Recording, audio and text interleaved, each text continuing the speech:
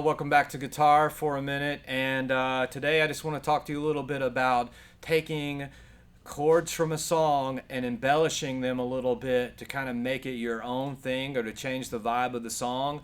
I was just playing in the intro the four chords to the Radiohead song Creeps, a G major to a B major to a C major and then to a C minor chord.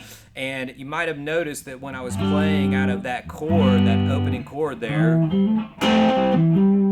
I can embellish that chord before I go to the next one. Same thing when I go to C.